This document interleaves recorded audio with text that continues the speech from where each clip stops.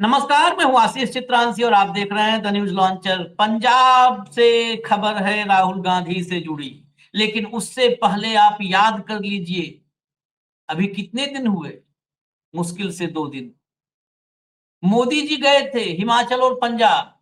पुष्पक विमान पर सवार थे और पुष्पक विमान में कांच से नीचे देख रहे थे।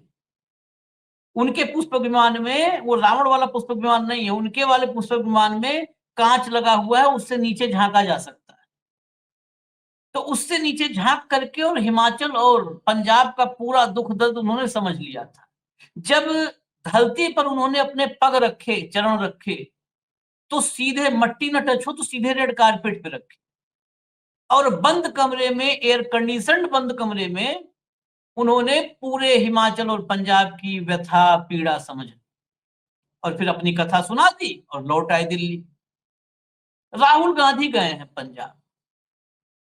अच्छा, मोदी जी गए थे तो अफसरों ने एसी कमरे में कौन कौन आएगा वो भी व्यवस्था की थी, कौन बोलेगा, कौन अपनी पीड़ा बताएगा। राहुल गांधी गए तो राहुल गांधी का थोड़ा अंदाज अलग है। ठीक है, एलओपी हैं जो हैं, लेकिन वो प्रोटोकॉल वगैरह सब किनारे रहता है। खेत में जाना, कीचड़ में जाना, जो है टूटे हुए घर में घुस जाना। मोदी जी की आवभगत में लगे अफसरों ने आज पंजाब में राहुल गांधी को रोक दिया। कहा नहीं, अब इसके आगे आप नहीं जा पाओ। लेकिन राहुल तो भैया जिद्दी, सीआरपीएफ वाले खड़गे से जो है चिट्ठी लिख के शिकायत करते हैं, इसीलिए राहुल गांधी की। राहुल गांधी बैठ गए ट्रैक्टर पर और ट्रैक्टर पर बैठकर घुस गए फिर गांव में, खेत में, कीचड़ में। बच्चा रोता हुआ मिला तो गोदी में उठा लिया। एक एक आदमी से मिल करके समझा उसकी क्या पीड़ा है, कितनी बर्बादी हुई, कितनी तबाही आई पंजाब में। और बिल्कुल ये पाकिस्तान की सीमा के पास। आईटी सेल वाले बता सकते हैं कि वहां जाकर के पाकिस्तान से संपर्क करने की कोशिश कर रहे थे राहुल गांधी। ये आईटी सेल वाले बता सकते। वो मोदी जी के लिए, वो उनके रेड कारपेट, एयर कंडीशन, उससे बाहर निकल पाए तब। भाव को लाइए जरा, मैं विजुअल्स सारे दिखाऊंगा आपको। इसमें बहुत ज्यादा विश्लेषण का पार्ट नहीं है। स्वागत है भाव। विजुअल्स दिखाऊंगा आपको, उन विजुअल्स पर डायरेक्ट कमेंट होंगे, मोदी के दौरे से तुलना होगी। यही इसमें है एनालिसिस पार्ट की, मोदी के दौरे से तुलना। क्योंकि दो बड़े नेता हैं, एक राहुल गांधी और एक नरेंद्र मोदी, तो दोनों की तुलना तो होनी चाहिए। वैसे भी एक अविनाशी है और एक पप्पू है, तो दोनों की तुलना और भी जरूरी है। तो लाइए भैया, पहला विजुअल दिखाइए जरा। ऑडियो खोल दीजिएगा, पूरा खोल दीजिए ऑडियो, दर्शकों को सुनने दीजिए। मैं यार वहाँ उनको मिलने जाना चाहता हूँ। अगर इस देश में, अगर मेरे को या उनको, हम इंडिया में ही आप प्रोटेक्शन नहीं दे सकते तो फिर कारण क्या, हमें क्यों रोका जा रहा है? नहीं, आप बताइए ना हमें। एसएसपी साहब एक मिनट, मेरी सुनिए। कोई वैलिड रीजन नजर ये कितना दूर है? ਪਿੰਡ ਦਾ ਜਿਹੜਾ ਤੁਸੀਂ मैं ये कह रही हूँ कि हम गाँव में नहीं जा रहे हैं। We have changed the- हम यही जा रहे हैं। हम यही जहाँ लोग खड़े हैं हम वही जा रहे हैं। हाँ, तो ये कौन सी प्रॉब्लम है? ये तो सामने है। ये The main concern is not here to watch that 1 kilometer. नहीं, वो ठीक है। यहीं से हम- Just still No, we are not going there. यहीं So से you are okay with us going here? The main concern नहीं, बट ठीक है। we'll just go there on the shore. That's it. नहीं, एक बात बताइए, सुनिए। You are okay if we go to that point?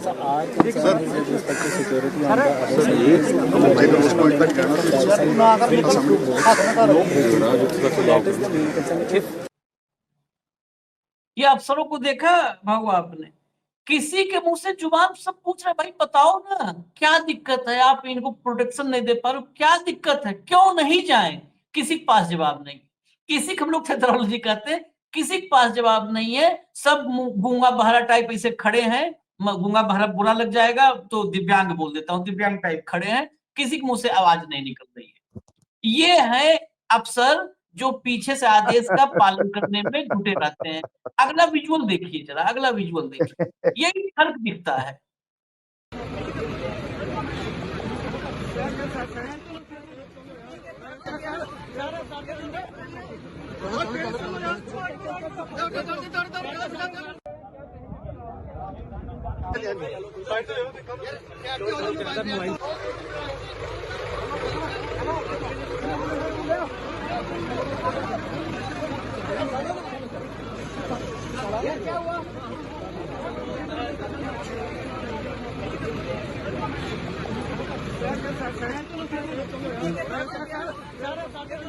तो लोग कहीं रह गए।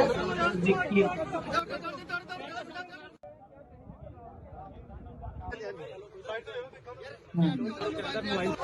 जरा ये सब देख लिए। अब हम मोदी जी वाला भी सोचे थे दिखा दें कि रेड कारपेट वाला, लेकिन मुझे लगा कि क्यों, इसमें कई लोग कहते हैं कि मत दिखाया करो आप जब चर्चा करते हो। मतलब कुछ दर्शकों को हम लोग सम्मान करते हैं, कहते हैं नहीं दिखाया करो भाई, उस आदमी को दिखा के कहा है हम लोग वैसे ही याद कर लेंगे कि कैसा था रेड कारपेट। मत दिखाओ, चेहरा नहीं देखना चाहते। तो मैं उनका सम्मान करता हूं, इसलिए आज कार्यक्रम उन्हीं दर्शकों के डिमांड के नाम नहीं दिखाएंगे। भाऊ बहुत सारे फोटोग्राफ्स भी हैं, अभी साइड में चलेंगे। वो बच्चे रोते हुए, गिरे हुए घर, वहां पे जाना। और जिस दिन शायद हम ही आप चर्चा मिड डे मुद्दा ही शायद किए थे, जिस दिन मोदी जी गए थे, हमने कहा था कि हमने जब जितने प्रधानमंत्रियों को देखा हम लोगों ने, हम तो ऐसे ही देखे कि आप एकदम जाते हैं तो जाते हैं ग्राउंड में जहां पर तबाही बर्बादी आई है, लोग पीड़ित हैं, दुखी हैं, वहां जाकर के ये होता है विजिट। वो पुष्पक विमान से आए, ऐसा लग रहा है कि पुष्पक विमान से आए। वो तो हमने खाली रावण को देखा था, फिर पुष्पक विमान अब देख रहे हैं हम लोग। जरा ये देखिए अच्छा रोका क्यों जा रहा है, ये भी जरा बताइएगा, रोका देखिए क्यों जा रहा है, देखिए क्या मकसद है रोकने देख- का? देखिए आशीष जी, क्या होता है, एक जननायक होता है कि मशीन नायक होता है। हम्म जो जननायक है वो जनता के बीच में जाएगा, अपनों के बीच में जाएगा, क्योंकि उसको पता है कि उसके ऊपर जो नायकत्व थोपा गया है वो इसी जनता के भरोसे है। जनता है तो नेता है। तो जननायक हमेशा जनता के बीच में पाएगा। मशीन नायक जो है वो मशीनों के भरोसे आता है, मशीनों पे हम्म बैठ के ही उड़ के चला जाता है, मनुष्य मशीनों के सहारे सत्ता में आता है। हम्म तो वो मशीन नायक है। अब राहुल गांधी क्या पहली बार लोगों से मिल रहे हैं क्या? हम्म राहुल गांधी जब भारत जोड़ो यात्रा निकली थी, लाल मतलब जम्मू कश्मीर तक गए थे, कन्याकुमारी से। हम्म रास्ते में चलते चलते गए थे, लाखों के तादाद में लोग मिलते थे, चलते थे, साथ में हाथ मिलाते थे। उसके बाद अभी बिहार में गए, बिहार में लाखों की तादाद में लोग थे। पंजाब पानी के नीचे है आशीष। हम्म पंजाब में ऐसी त्रासदी कई सालों के बाद आई है।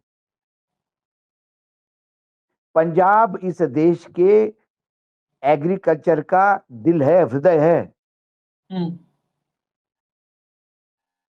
पंजाब हरियाणा दो राज्य जो है वो इस देश के अनाज के भंडार हैं। पंजाब का आदमी मेहनत कश है। पूरे विश्व में जहां जहां पंजाबी गया है वहां उसने अपने झंडे गाड़े हैं और अपने मेहनत से काम किया है। आज पंजाब त्रस्त है, और यदि आप मस्त रहो तो फिर ये आपको इस देश का अभिभावक होने का अधिकार नहीं। हम्म राहुल गांधी विरोधी पक्ष के नेता हैं, विपक्ष के नेता हैं। यदि सरकार को 35% लोगों का समर्थन प्राप्त है तो बाकी बचे हुए 65% में बाकी लोग हैं। हम्म तो जिसको बोलते हैं लीडिंग फ्रॉम द फ्रंट,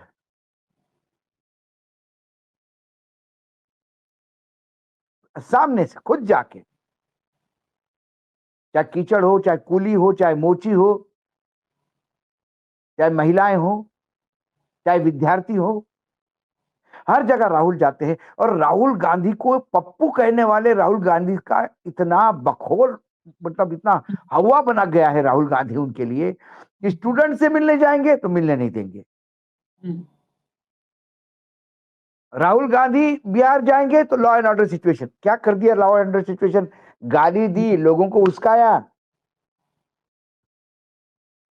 क्योंकि जिनकी बुनियाद ही झूठ पे बरची हुई हो, जो पूरे झूठ के सिवा कुछ नहीं कहते, फरेब, झूठ, जुमले और एक अंध भक्तों की फौज, हम्म और चाटुकार मीडिया, इसके भरोसे जो लोग सत्ता में रहना चाहते हैं, उनको हमेशा सच्चाई बोलने वाले से दर्द होगा। क्यों महात्मा गांधी को गोली मारी थी? क्या था महात्मा गांधी के शरीर में? क्या गामा पहलवान थे क्या? एक क्रूश आदमी, अधनंगा, बोलते समय ऐसा सुनना पड़ता था। गाली तो छोड़ी दो कभी जीवन में दी हो, जोर से डांटा तक नहीं किसी को। उस आदमी को गोली क्यों मारी? उसके सच्चाई से प्रॉब्लम थे, सत्य से प्रॉब्लम था। भगवान श्री कृष्ण ने कहा है ना कि मैं तो सच्चाई के साथ हूं, सत्य के साथ हूं, सत्य ही धर्म है और सत्य में विजय थे, सत्य की विजय होगी। वो द्वापर युग में कहा था, ये कलयुग है भाई, यहां सत्य बोलने वालों को गोली मारी जाती है। यीशु क्राइस्ट को सूली पे क्यों चढ़ाया था? उन्होंने कौन सा लट मारा था किसी को? उन्होंने सच्चाई बयान की थी। तो किसी को विष का प्याला दे दिया पीने के लिए। किसने कहा कि पृथ्वी गोल अपने अपने अपने आप घूमती है और सूरज की तरह पृथ्वी घूमती है। पृथ्वी स्थिर नहीं है, सूरज नहीं घूमते, सूरज आते जाते नहीं है, सूरज स्थिर है, पृथ्वी घूमती है। उसने सच्चाई बयान की तो उसको विष का प्याला दे दिया। तो जो सच्चाई बोलेगा उसको प्रताड़ना होगी, सच को रोकने का प्रयास होगा। जो सच बोलेगा वो दिलीप कुमार साहनी होगा, कपड़े फाड़े जाएंगे, मारा जाएगा, क्योंकि सड़क पे सत्य बयानी करता है, सड़क के गड्ढों की बात करता है। सच्चाई करेगा तो एफआईआर दर्ज होगा। हाँ। और राहुल गांधी यदि सच्चे बात करने जाएगा तो बच्चों के बीच में नहीं जाने दिया जाएगा। आज किसानों को मिलने जा रहा था, एक नेता था, जाएगा क्यों नहीं जाएगा? पंजाब आपदा हो गई है, कौन सा प्रॉब्लम है? उनने कब कहा था कि भाई बता देना कि मेरे हत्या की आशंका है? रोज तो राहुल गांधी ने कभी नहीं कहा। मैंने तो अभी तक राहुल गांधी के मुंह से कभी नहीं सुना कि मेरी हत्या की आशंका हो रही है। प्रधानमंत्री जरूर किसानों के आंदोलन से घबरा के भाग आए थे वापस और बोले बता देना मैं जीवित जा रहा हूं। अरे भाई, तुमको मारना कौन चाहता था?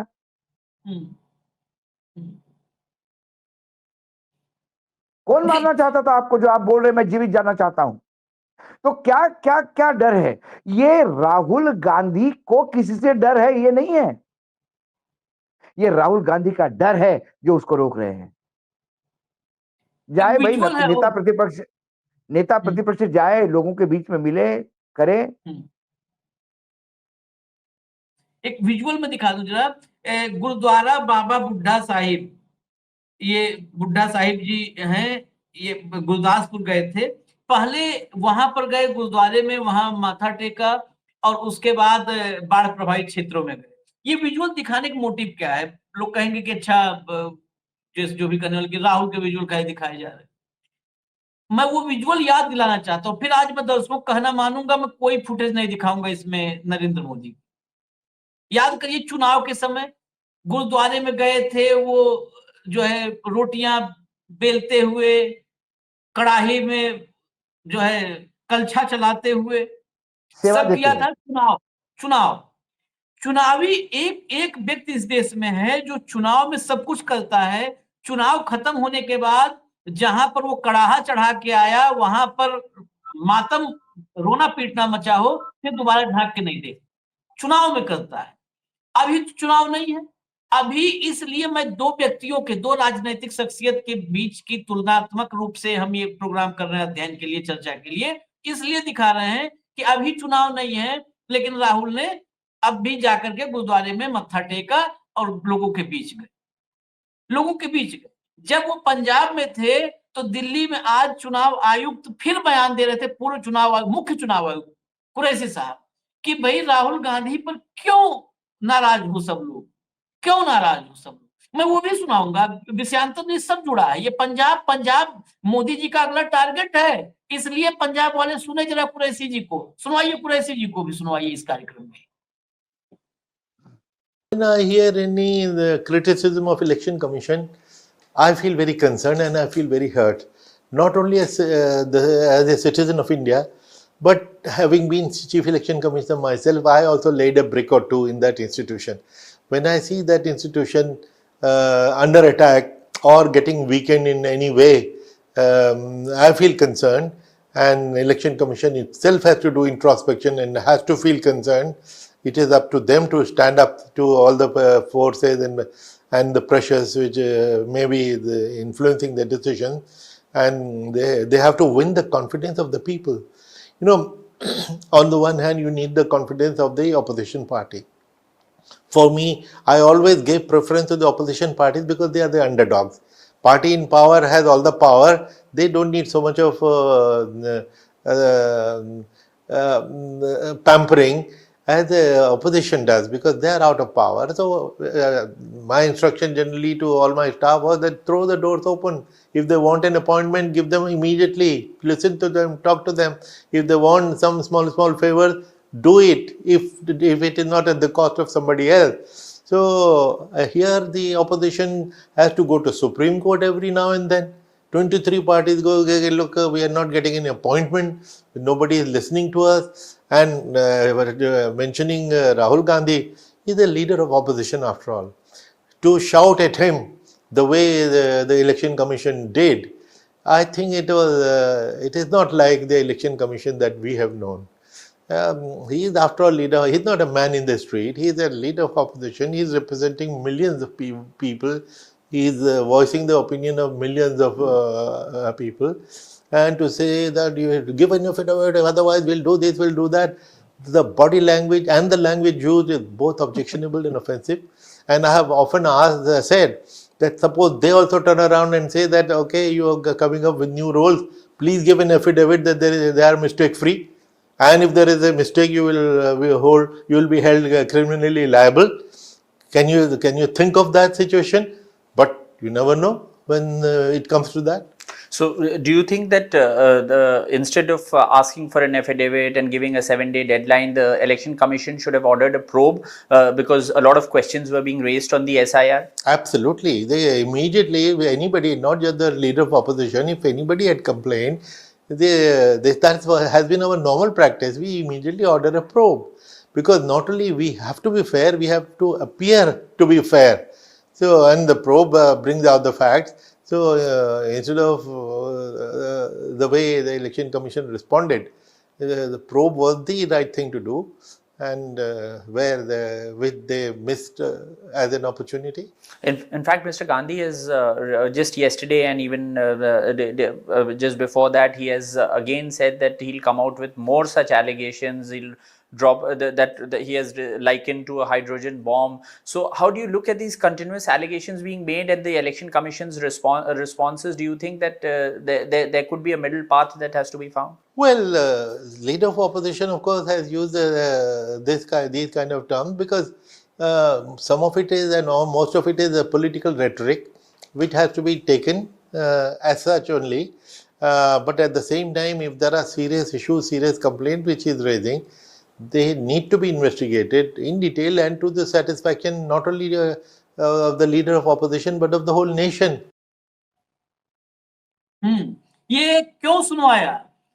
ये पंजाब के लोगों के लिए स्पेशली मैं सुनवाया था। इस दौरे के बीच में आप देखिए, मुद्दा कहीं नहीं गायब होना चाहिए। असली मुद्दा इस देश में चल रहा है वोट चोरी।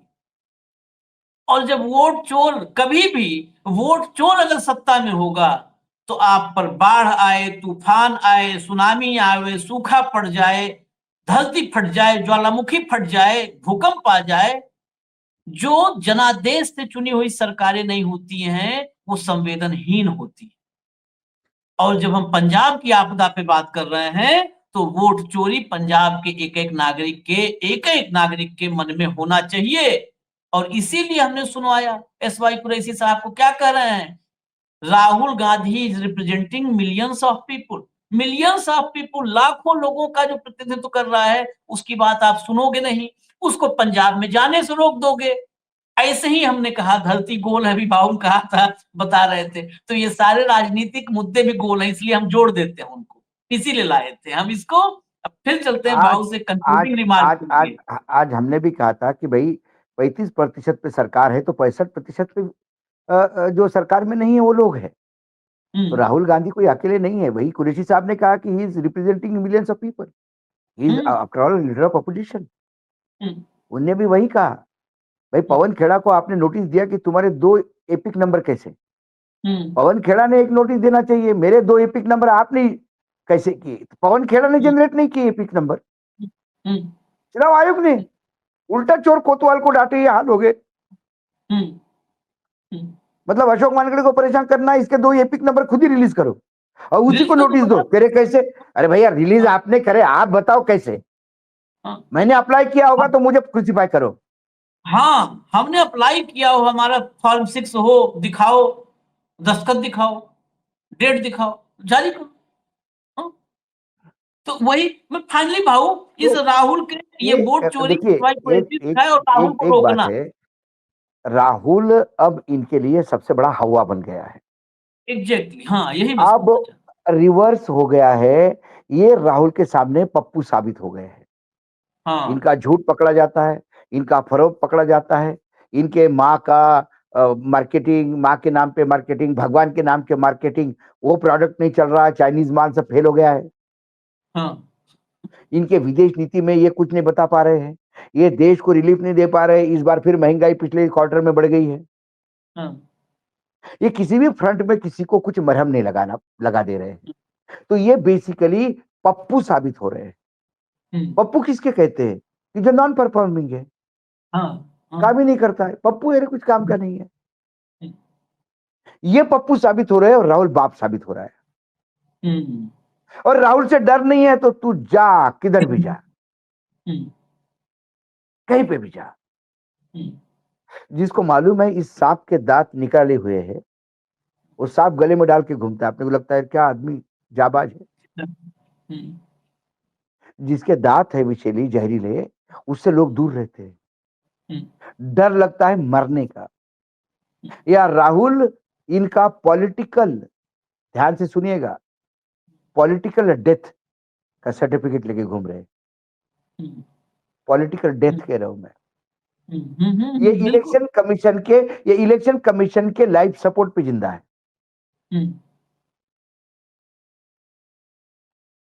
सवाल ये है, इनको राहुल में यमराज दिखता है, इसलिए कि हमारा राजनीतिक भविष्य खत्म कर देगा ये। क्योंकि जिस दिन कोई विपक्ष सत्ता में आ जाएगा, मैं नहीं कहता हूं कि राहुल ही बनेगा प्राइम मिनिस्टर या अखिलेश बनेगा या कोई भी बनेगा, कोई भी बन सकता है। जिस दिन उनका आ जाएगा, कई सालों तक ये बाहर रहेंगे, क्योंकि इनके 11 साल के कुकर्म 1100 साल तक हिसाब लोग पूछते रहेंगे। इतने गड़बड़ झाला किया हुआ है 11 साल में, और ढिठाई से किया हुआ है। हाँ तो चोरी की, हाँ की, तो तुमने क्यों नहीं की? गलत है, हाँ है गलत, फिर जा कर दिया, करना है सो कर ले, चल जाओ, जो बनता सो कर लो, नहीं करेंगे, नहीं सुनेंगे तुम्हारी बात। ये ढिठाई वाला आदमी जब पुलिस के हत्थे चढ़ जाता है ना, सब रिवर्स हो जाता है। सब रिवर्स, सही कहा, बिल्कुल बेसिकली। और बहुत आज एक एग्जांपल बड़ा सटीक है, यमराज दिखते हैं, क्योंकि यमराज के पास सबका बही खाता होता है, पाप पुण्य का। तो राहुल के पास इस समय ज्ञानेश कुमार का पूरा बही खाता राहुल के पास है, मोदी का पूरा बही खाता राहुल के पास है, अडानी का पूरा बही खाता राहुल के पास है। ज्ञानेश कुमार का कुछ बिगड़ना नहीं है, वो कभी भी सरकारी गवाह बन जाएगा। हाँ हाँ, ये सारा है। बस जब जब यमराज दिखता है भाजपाइयों को तो राहुल में, तो आज मुझे जो ट्रैक्टर पे बैठे थे वो भैंसा नजर आ रहा था, तो सावधान रहिए आप लोग थोड़ा भाजपा लोगों। हाँ, वो पंजाब में जिस ट्रैक्टर पे थे वो भैंसा नजर आ रहा था, तो उससे भी सावधान रहिएगा। और हमें इजाजत दीजिए, और रोकिए नहीं, लोकतंत्र में अपोजिशन का लीडर है। अरे जाने दीजिए ना, आपको आपके 1600-1800 करोड़ जो भी दिए उस पे आपको इतना नाज है, तो राहुल गांधी को गली गली घूमने दीजिए। Why should you bother? घूमने दो। और शैडो यूके जैसे तमाम यूके वगैरह में तो शैडो प्राइम मिनिस्टर की एक मान्यता है, शैडो प्राइम मिनिस्टर है, जाने दो भैया, इतना भी डर नहीं ठीक है, बोलोगे एक अकेला सब पर भारी। और उसके बाद जैसे ही राहुल गांधी को देखते हो तुरंत पर्दा खोजने लगते हो, कहाँ छिपे। इजाजत दीजिए हमें फिलहाल, छोटा सा ही ये पार्ट था पंजाब के दौरे पर। धन्यवाद भाऊ। अभी मोदी जी के पूर्णिया दौरे पर हमारी नजर है, उस पर कार्यक्रम लेके आएंगे। अभी फिलहाल इंतजार कीजिए थोड़ा सा, हम आते हैं। नमस्कार। नमस्कार।